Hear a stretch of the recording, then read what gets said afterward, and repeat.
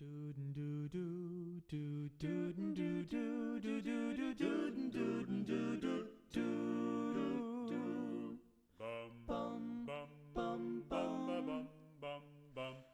I get older, losing my hair, so many years from now, will you still be sending me a Valentine?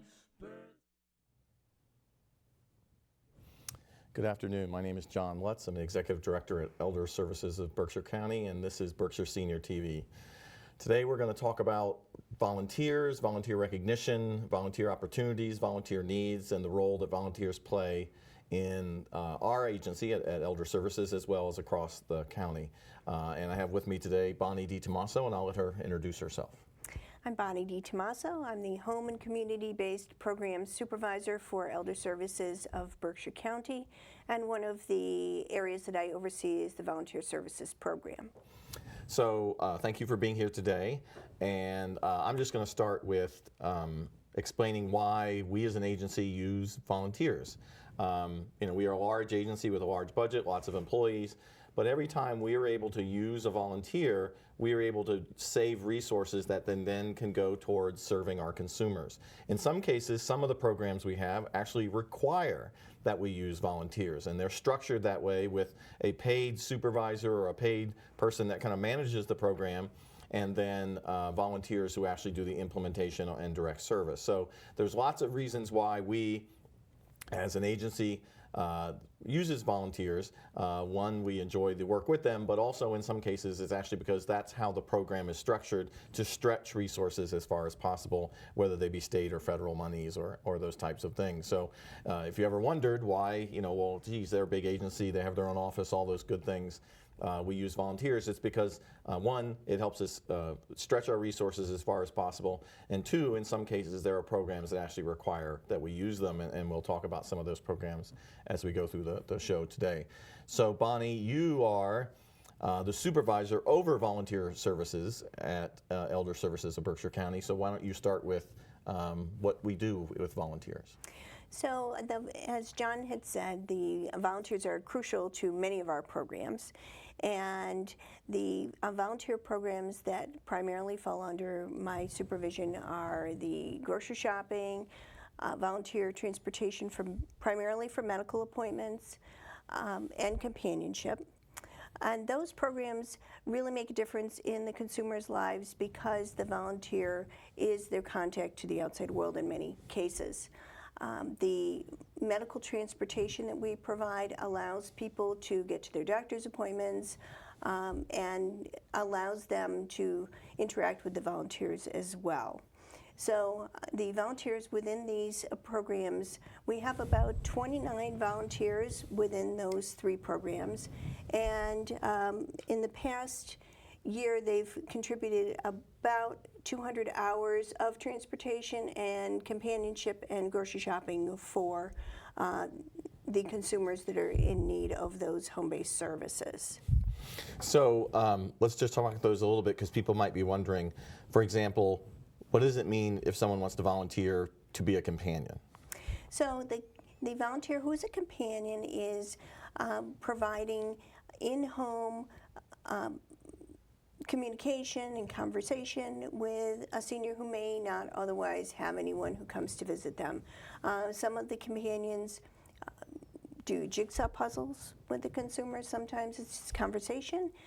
Many times it's other activities, helping the person that they're visiting to identify newspaper articles, and just being there to listen to them if they just want to talk about their day. So it really provides them with an opportunity to interact with the consumer and have the consumer build a relationship with that volunteer. In many cases, those volunteers look upon the consumer they deal with as a friend. Mm-hmm. And it's an ongoing relationship. So it really provides an opportunity for that consumer to interact with the same person on a regular basis and develop that rapport. And actually on the service side or the clinical side, it can have two very important impacts as well. One is it reduces social isolation. Many elders suffer from social isolation, and it can cause kind of other health effects or detrimental health effects, especially, that's a challenge here in Berkshire County. With our far-flung towns and residences. So sometimes, elders can be isolated socially and don't have that interaction with other people, which is a part of everyone's life and brings enjoyment and quality of life to everyone. The other part is the volunteer sees the elder, and maybe that might be the only person who sees them on a regular basis, or it might be someone, and if there's a problem, they can report that back to us and often help us address an issue with an elder maybe sooner than it would have been, or if they hadn't brought it up on their own. So the volunteers can play that very important role of just being someone that's interacting with this person on a regular basis. And many times when the volunteer is with the consumer, they are our eyes and ears to any potential issues that may be coming up. For example, if a consumer is, has been able to ambulate very well throughout their home, and now the volunteer, while being a companion to them, notices that the person is maybe having some balance issues, that's an opportunity for us to make a referral for the Matter of Balance program through Berkshire Health Systems, or identify other in-home needs that the person may need to assist them. It may be a medical issue that then our SHINE volunteer might get involved with in terms of medication. Maybe their medication is too strong and that needs to be looked at. Or it may involve a referral to our home care area so that an assessment can be made as to whether or not that person may need some assistive devices in their home as well. So the volunteers play a critical role in identifying needs that the consumer who doesn't receive home care may have in terms of identifying future needs or other needs that we can assess. Now, I know a question that often comes up is for those folks who do transportation volunteering, taking people predominantly to medical appointments. Question always comes up, is that with their own vehicle, and what are the requirements around insurance, and what happens if they have an accident while they're transporting someone? So maybe you can allay some of the anxiety around that people have sometimes. So the volunteers do transport with their own vehicle, and they have their own automobile insurance. So if in the event that there were an accident, we hope that never happens, then the volunteers' vehicle insurance would cover any liability in that case. And I think I understand that that's state law in Massachusetts. That's how the state has set up volunteering and have tried to account for this possibility. Right, exactly. Okay. And in addition, we very much try to match the volunteers with the consumers. So if there's a person who, for example, needs transportation in an SUV, we make sure that they understand that, and not every case does the volunteer have the vehicle that may be able to support that need. And we have other resources that we would offer to that person if their need required a specialized vehicle. Now, you also mentioned grocery shopping. Is that typically where the volunteer and the elder go together? Does the volunteer get a list and get it, or how does that typically work? It's really up to the consumer as to how they want to receive those services. Many consumers want to be transported to the grocery store and make their own purchases. But we also offer grocery shopping where the volunteer will go to the consumer, get their list, do their shopping for them, and then go back to the home with the purchases, which is primarily how the shoppers provide that service. Okay.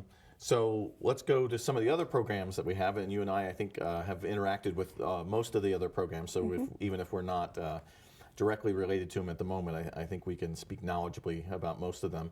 One of the things that comes up often with volunteers is flexibility. They want to volunteer, but they don't want to be tied to a particular job or a particular time. They want to still have their flexibility. Many of our volunteers are elders and retired themselves. So maybe talk a little bit about where there's some needs for volunteers, and we can try and describe those programs. Sure. So many of the programs don't require a huge commitment. from the volunteer. We have volunteers who work during the day and have limited hours to volunteer, or we may have people who have other family commitments and can't commit to many hours. So currently we have a definite need in the companionship and shopping departments. We also are in May offering training for the Ombudsman program and the SHINE program, and we're always looking for people who want to be trained in healthcare counseling and are available to provide counseling to consumers. And again, their commitment is based upon what they feel they can commit to the program. So let's pick apart the last two. So I'm going to talk about the Ombudsman program a little bit, and you can talk about SHINE and what that stands for a little bit. So the Long-Term Care Ombudsman program is a program overseen by the Executive Office of Elder Affairs, and it is actually an extension of the Department of Public Health and the Executive Office of Elder Affairs, because it has a group of volunteers that are trained to go out and actually advocate for the rights of nursing home residents, long-term care ombudsman. So folks that are living in long-term care have particular rights that they are due and services that they are due, and it's the ombudsman job to work with them within a facility to make sure that those rights are attended to.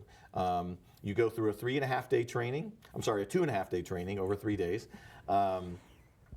And you become a certified ombudsman, and then you would be assigned to a particular long-term care facility, whether it be Fairview Commons or Hillcrest or any of the 15 facilities in Berkshire County, and you are assigned to that facility. You go to it on a regular basis, once a week at least is the expectation, that you would visit it once a week and visit with the residents and make sure that they're receiving their rights. If there's an issue, working with the staff, working with the supervisor of the program. And this is an example of one of those programs where there's one funded supervisor by the Executive Office of Elder Affairs, and then a network of volunteers that address and go out to all the different nursing homes, and then the supervisor works with them if issues come up and provides guidance. There's monthly meetings and that type of thing. But that's one where there's a lot of flexibility. You know, it's kind of a once a week time, but you can go anytime. You go on the weekends, you can go during the week, and really allows you a lot of flexibility. Maybe not quite so much flexibility at certain times of the year would be the SHINE counselor. So maybe you want to talk about that a little bit. Sure. So first of all, SHINE stands for Serving Health Insurance Needs of Everyone. That qualifies for Medicare, although the SHINE counselors also assist people who may qualify for the insurance through the Affordable Care Act. And primarily those SHINE counselors, first of all, they receive 50 hours of training. The service 50. In addition to that, they attend monthly training for updates on health insurance and are recertified every year. So the person you're dealing with is not someone who just picked up an article and is giving you their opinion. They receive training and are specialized to provide this type of insurance counseling. The SHINE program is also overseen by the Executive Office of Elder Affairs, and the state coordinator makes sure that the information that is dispelled is correct. So it's very important for people in the community to understand that the SHINE counselors are providing a variety of resources, but are very careful not to make recommendations about which way a person should go. It's very much up to the elder to determine which path they want to take in terms of that coverage. And we provide them with information to make informed decisions. Within the SHINE program, there are about 38 counselors, both volunteers and counselors who are paid by Councils on Aging to provide that service. The information that they provide, however, is free of charge to the consumers, and that's very important because especially during what is called open enrollment, a very specific time when usually about the first week of November till November till the beginning of December. And that time frame is actually October 15th to December 7th. I don't know how they picked those dates, but that is when open enrollment for all the Medicare beneficiaries occurs. And that is for people who are already enrolled in Medicare. That's their window of opportunity to make their choices for the following year. And on average, the Shine counselors meet with about 1,000 people, either by phone, in person, sometimes by mail.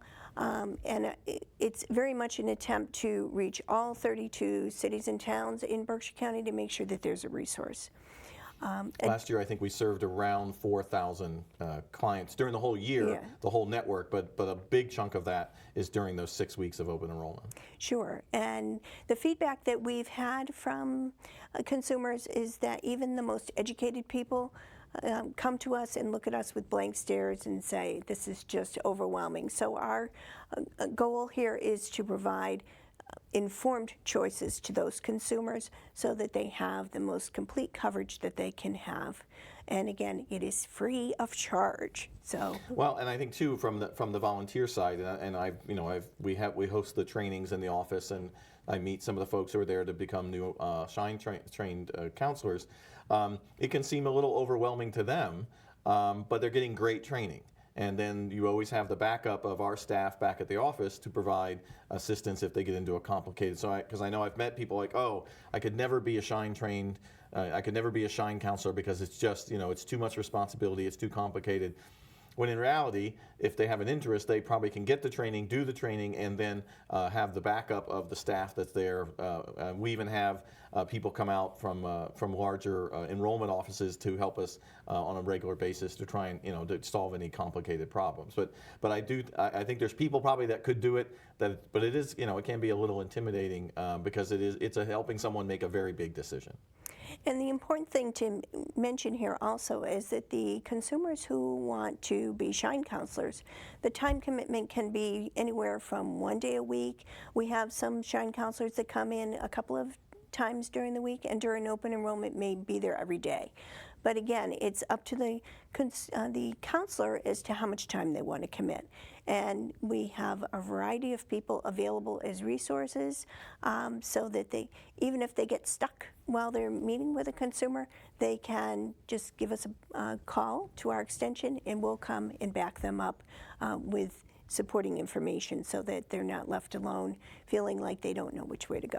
And we do have volunteers that meet with people actually at our offices. We have plenty of office space, and they come and sometimes we'll meet there if that's the most convenient place as well. Correct. And we also have counselors. There's one counselor in particular who is dedicated to the hill towns and actually serves a variety of consumers in areas that are normally very hard to reach. These are very rural areas. These are people who are the first people to say that they don't need any help, but she's made inroads in those communities and has done a tremendous job with making sure that they know who she is so that year after year they call her and she can talk to them over the phone if they prefer to meet with her on the phone or at a council on aging. So we have many volunteers who go above and beyond in terms of reaching out to the people who are hardest to find. And that speaks volumes for the volunteers within that program as well with other programs that we support. And I know a program similar to Shine and Ombudsman, where we have kind of a paid person who then oversees a network, is the money management program. Money management, it's not as it sounds. We are not financial advisors. We don't deal with stocks and bonds, but we help people balance and their checkbooks and manage a monthly budget so that it doesn't threaten their residency and they're living where they wish to live, and they don't get themselves into trouble and lose their tenancy. And it's a similar thing where we have one person kind of overseeing, actually a half-time person, a half-time position who oversees a network of volunteers who go out into people's homes, kind of assess where they are, and just try and help them manage their budget and make sure that they're not putting themselves at risk of losing their housing because they're having trouble managing their checkbook. Not unusual for when you have maybe a spouse passes away. They were the spouse that always handled all the finances, so that the remaining spouse has trouble making that transition, and a money management person can come in and assist them. And again, that's one that's very flexible. You have to go a couple times a month. You can set your own time. You can meet with the same person every month. And I think that's one that if you're comfortable managing your own checkbook, you're likely to be comfortable managing someone else's and have the capability of doing that. No CPA degrees required. And I know that's a program that seems very simple, but it's one that really can help people kind of alleviate their anxiety about money and making sure that they're not at risk of losing their housing. And another key point in the money management program is that the volunteer is not accepting financial liability in terms of being a guardian or making decisions for the consumer. The consumer retains the right to say, yes, I want to pay that bill, or no, I don't want to pay that bill. And typically still signs the checks. Yes. It's just a little bit of help kind of managing, where is this going? What are our priorities? What are we trying to accomplish? That type of thing. Sure, and in many cases, the person who's asking for assistance may have difficulty writing. They may have lost some mobility in their hands, and they're looking for someone to help write the checks. They've maintained their mental faculties, but they just can't write the check. Right. Yeah. And or sometimes with vision issues, that can be an issue as well. Exactly, and so the consumer and the volunteer is there to help the consumer to manage through that process. And sometimes it's people who have always balanced the checkbook to the penny, and lately have had difficulty with that process. So the first time they get an overdraft notice, they're worried that they're going to lose their home, or they're going to be in financial trouble, and the volunteer can help assist with that process. And again, I know you've managed this program for a while. If you're comfortable doing your own checkbook, then you're qualified. Yeah. If you're comfortable with numbers and just kind of wading through, sometimes it takes a lot of kind of just persistence to wade through, if there's issues or there's past due notices, and just helping the elder kind of like put these things aside, get these handled, and kind of get on a regular schedule. And again, with counsel and support from the professional staff back at our office, that if a particularly complicated case comes up, or if there's other issues that come up, they can call them and say, oh, what do I do with this, or how do I do with that, and how do we handle that? And I should also say, if anyone is concerned, there is liability insurance provided through the program, so that if there's any errors or anything like that, it's all covered up to the cost of the program. Right, and is monitored also by a state coordinator who comes out and monitors the files to make sure that we're all everything's in order, and that there's safeguards in place for the consumer. I do want to mention, and I think we both have taken advantage of this opportunity. We do sometimes have opportunities within the office just to do administrative tasks that we contact people if someone's interested and maybe they're not comfortable going into someone else's home. We actually have opportunities within the office on occasion to do mailings or doing administrative work or data entry and those kinds of things that people might feel more comfortable coming and doing. Sure, and in those types of positions, there's a little bit more flexibility in terms of time. We can work very much with the volunteer that may have very limited time.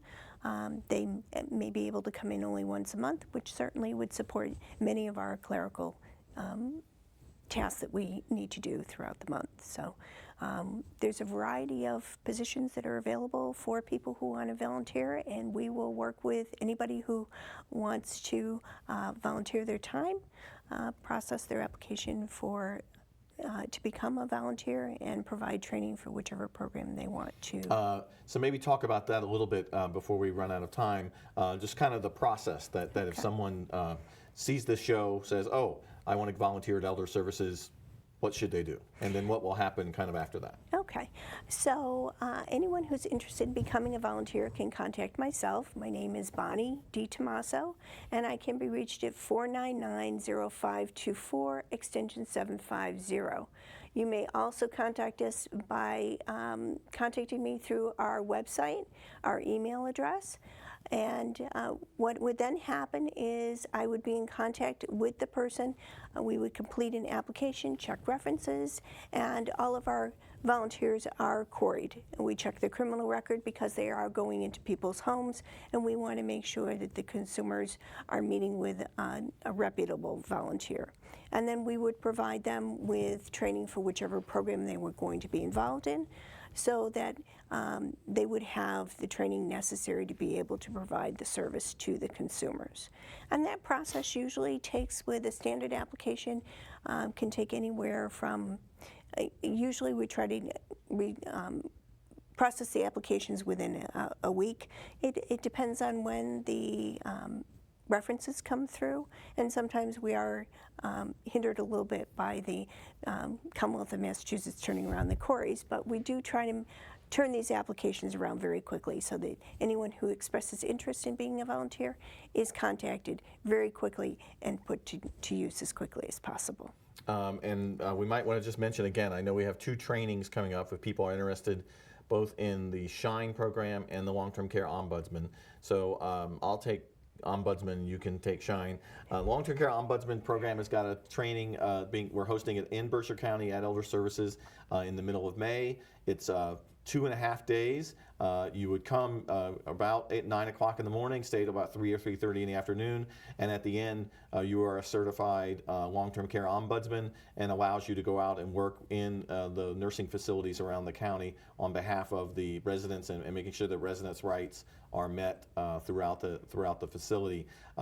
It seems like a lot, but once you've done the training, you have a lot of flexibility. It's a once-a-week commitment. You do have a monthly meeting. You have some reporting you have to do, but it really provides a lot of flexibility. I will say that the volunteers that we have that do long-term care ombudsman often stay with the program for a very long time because they come to know the residents, they come to know the staff and facilities, and they really seem to enjoy it. So maybe you want to mention what's involved with the SHINE training. So again, the SHINE training is 50 hours of training. It's usually 2 to 3 days a week for about 3 weeks. And at the conclusion of the training, there is a certification test. But don't be scared by that, because the person who conducts the training, throughout the training, there's case studies and practice sessions so that you have all the information. And I think it's open book. And it is open book. Right. So there's a manual that you can refer to. And then subsequent to that, there would be in-person shadowing with seasoned SHINE counselors who would help you meet with the consumers. Initially, it's the experienced SHINE counselor meets with the person while the volunteer observes, and then Flips around. Okay. flips around so that they're comfortable with that scenario. So I'm going to stop you there and say thank you for watching the Berkshire Senior TV, and hope that if you are interested in volunteering in any of the programs we mentioned, you'll call Bonnie at 499-0524 and let us see if we can entice you into giving back to the community and elders in need. Thank you. I've been out till 2:45. Would you lock the door? Will you still need me? Will you still feed me when I'm 60?